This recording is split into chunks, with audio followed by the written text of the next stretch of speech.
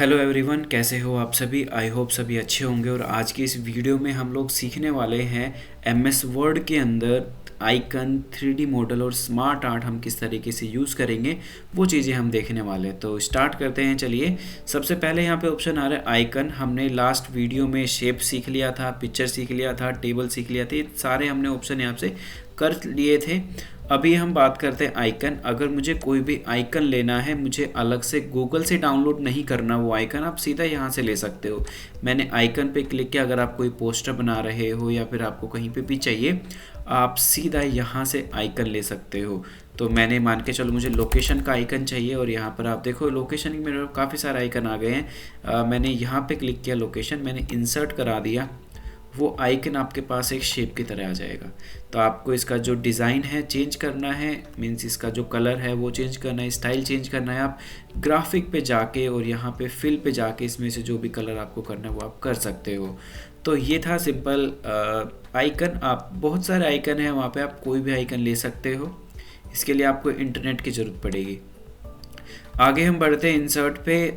3D model सिर्फ icon में इतना ही था, और आप लोग खुद से देखना यहाँ पे कौन कौन से ऑप्शंस आ रहे हैं। 3D मॉडल पे जाते हैं तो यहाँ पर आ रहा है 2D मॉडल। ये वाले जो हमारे पास शेप होती है इनको बोलते हैं 2D मॉडल।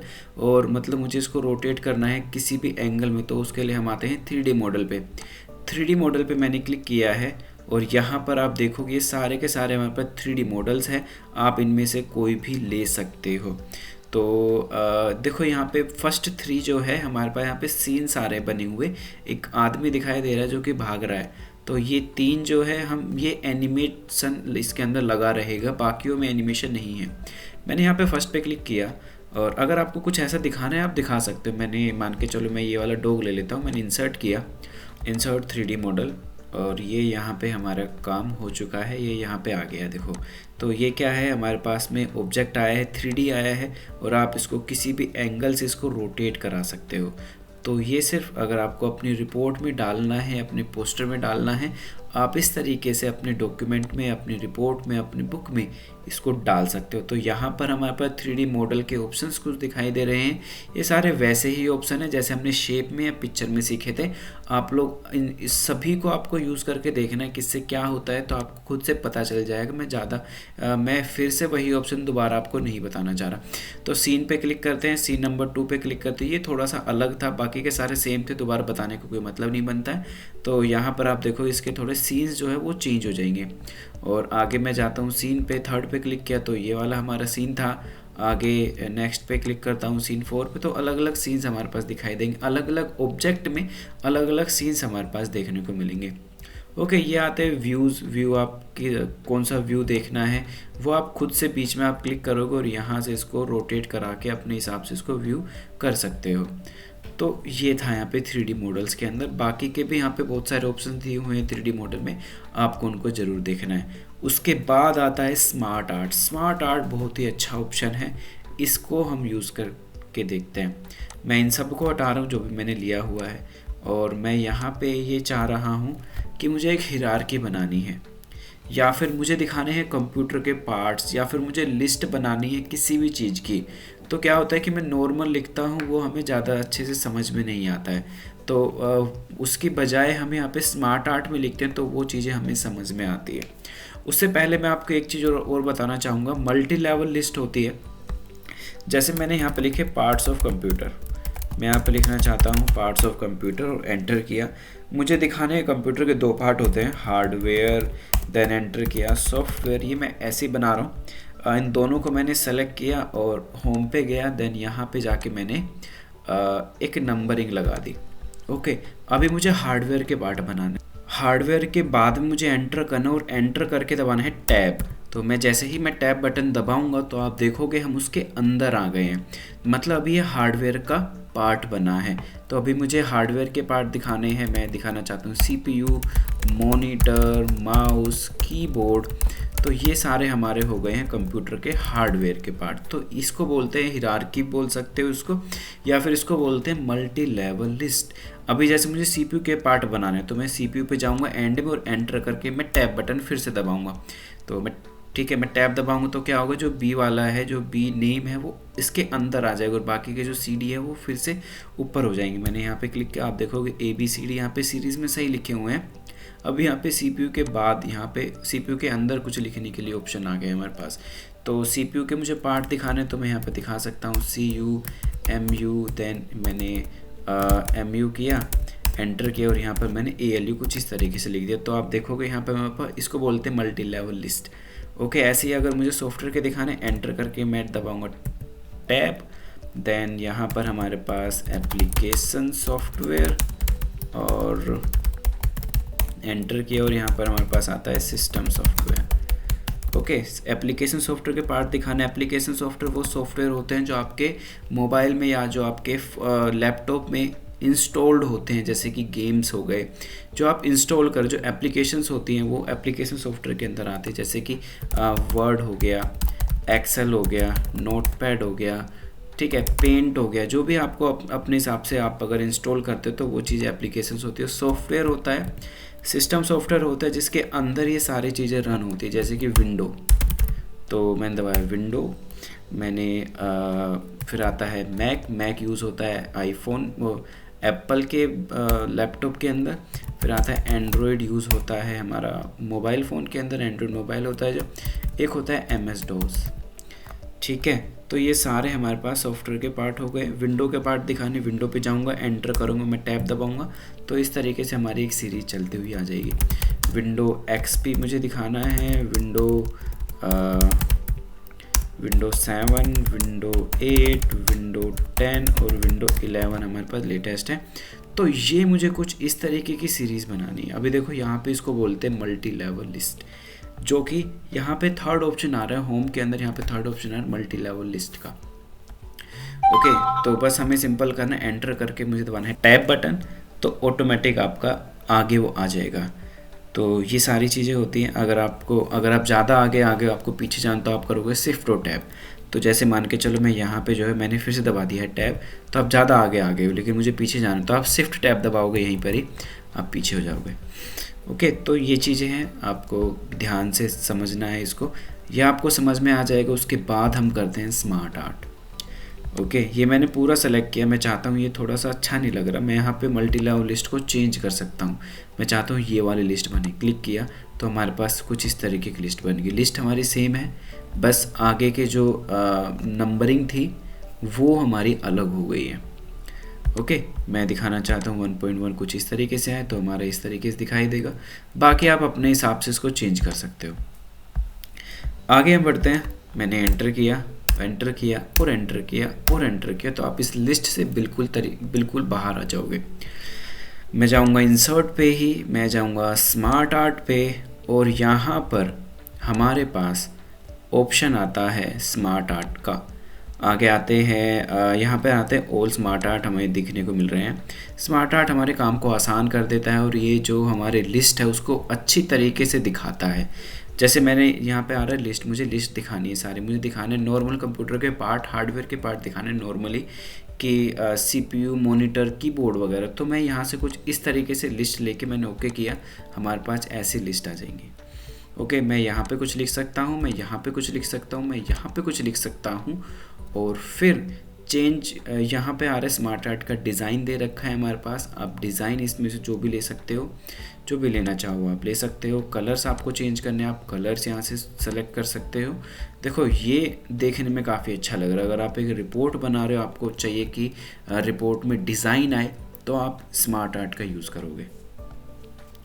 ओके, अब चलो और देखते हैं आगे। यहाँ पे हमारे पास ऑप्शंस आते हैं, यहाँ पे मैं कुछ भी कर सकता हूँ। मैं इसको तो डिलीट कर रहा हूँ, लिस्ट को मैंने सभी को सेलेक्ट किया और मैंने यहाँ पे लिस्ट पे क्लिक किया। मैं इंसर्ट पे गया, देन इंसर्ट पे जाने के बाद मैं स्मार्ट आर्ट पर ही जाऊँगा और हमारे पास यहाँ पर आता है प्रोसेस। मुझे अगर कुछ ऐसे दिखाने की प्रोसेस हो रहा है, मैंने यहाँ पे सिंपल फर्स्ट वाला लिया, मैंने ओके किया, और ओके करने के बाद हम यहाँ पे जो भी लिखना चाहें वो हम लिख सकते हैं। आप देखोगे यहाँ पे साइड में, जैसे मैंने टेक्स्ट बॉक्स लिया है, टेक्स्ट बॉक्स के साइड में एक एरो आ रहा है, यहाँ पे क्लिक किया, हम यहाँ पर भी वो चीज़ें लिख सकते हैं। मैं यहाँ पे लिखना चाह रहा हूँ इनपुट, मैं यहाँ पे दूसरे बॉक्स पे मैंने क्लिक किया और दूसरे बॉक्स में लिखना चाहता हूँ प्रोसेस, देन उसके बाद मैंने यहाँ पे क्लिक किया आउटपुट, और यहाँ पे मुझे कुछ इस तरीके दिखाना था। अब देखो यहाँ पे हमारे पास काफ़ी अच्छे तरीके से एरोज़ बने हुए आ गए हैं, और अगर आपको और भी कुछ चीज़ ऐड करनी है, आप आउटपुट पे जाओगे, एंटर करोगे, यहाँ पर आपके पास चौथा वाला पार्ट भी यहाँ पे ऐड हो जाएगा। तो हटाना है मुझे नहीं चाहिए था, और मैं यहाँ पे डिज़ाइन दे सकता हूँ। यहाँ पर आ रहा है लेआउट्स, आपको इनको लेआउट्स देने हैं, आप काफ़ी अच्छे यहाँ से लेआउट्स आप दे सकते हो। ओके, मैंने क्या किया, मैं ये वाला लेआउट यहाँ पे लगाना चाह रहा हूँ कुछ इस तरीके से। आप देखो ऑटोमेटिक हमारा काम हो गया। अभी अगर आप इसको शेप लेके करते तो बहुत ज़्यादा मेहनत लगने वाली थी कि मुझे अगर उसको बदलना था तो आप उसको पूरा का पूरा लेआउट आपको बदलना होता, खुद से एक शेप को यहाँ पे इसको फिर से बनाना होता। लेकिन अभी हमारा काम काफ़ी आसान हो गया है। ओके, तो आगे हम बढ़ते हैं। मैं इसको हटा रहा हूँ यहाँ से पूरा, मैंने इसको डिलीट किया। आगे हम बढ़ते हैं। ये वाले आप एक बार सारे देख लेना क्या क्या ऑप्शंस होते हैं। उसके बाद यहाँ पे हिरार्की आते हैं। हिरार्की मुझे दिखानी बहुत ज़्यादा यूज़ होने वाला था, वो है हिरार्की। जैसे मुझे बिज़नेस में एक स्ट्रक्चर दिखाना है, मुझे दिखाना है ऑर्गेनाइजेशन स्ट्रक्चर के सबसे ऊपर कौन है, उसके बाद में कितने लोग हैं, उसके बाद में कितने लोग हैं, तो उसको बोलते हैं हिरार्की। तो हिरार्की सिस्टम मुझे बनाना है। मैंने यहाँ पे क्लिक किया, फर्स्ट वाले पे मैंने ओके किया, देन हमारे पास यहाँ पे एक हिरार्की बन जाएगी। ओके, आप देखोगे यहाँ पे हमारे पास साइड में कुछ ऑप्शंस आ रहे हैं। इन सभी को मैंने डिलीट किया। इन सभी को डिलीट करने के बाद मैंने जो अभी ऊपर आपको लिस्ट बनाई थी वैसी ही लिस्ट आपको यहाँ पे बनानी है। मैं इसको हटा रहा हूँ। अभी हमारे पास देखो एक ऑप्शन है। अभी हम इसको पूरा देखने वाले हैं। यहाँ पे मैंने, आप देखो यहाँ पे कुछ नहीं लिखा। अगर आप यहाँ पे लिखते हो हमारा जो पार्ट है मेन जो है कंप्यूटर है, अगर मैं यहाँ पे एंटर करता हूँ तो इसी शेप के अंदर हम लिखेंगे।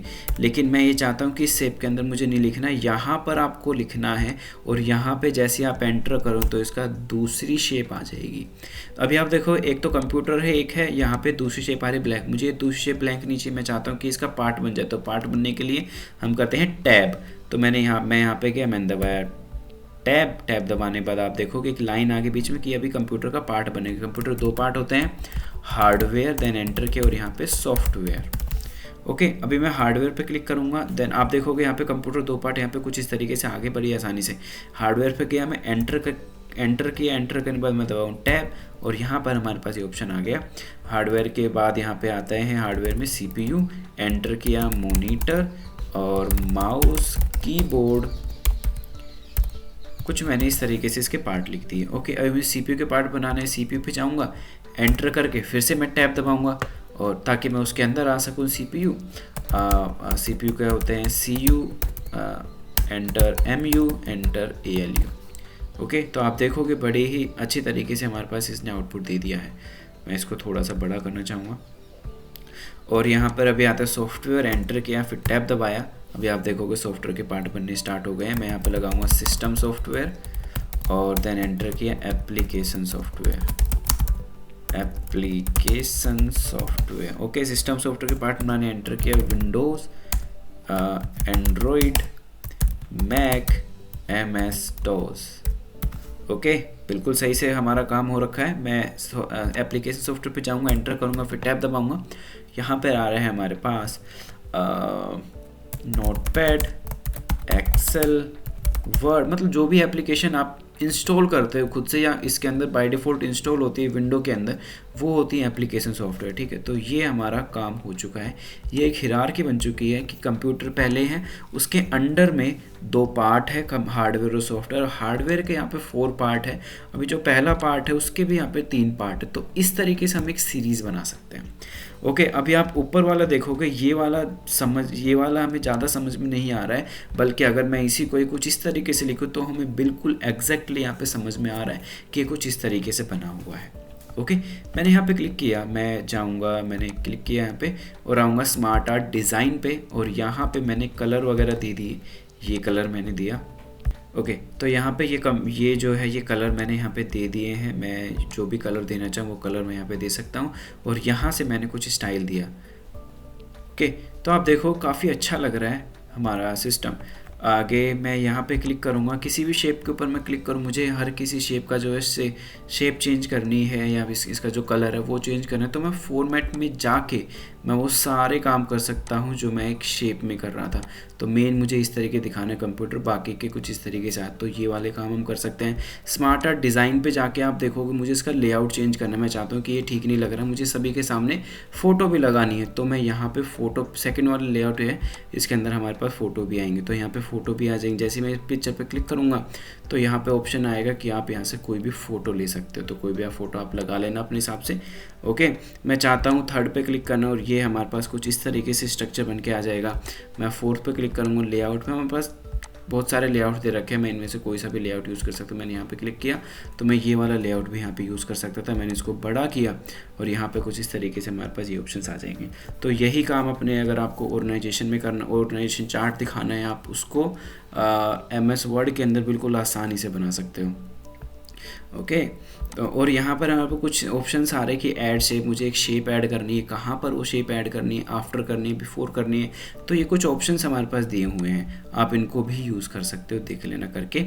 फॉर्मेट में वही सारे शेप्स वाले ऑप्शन है जो मैंने ऑलरेडी बता रखे हैं। किसी भी शेप के ऊपर आप क्लिक करो और ये सारे ऑप्शन यहाँ पे आपके पास काम करेंगे।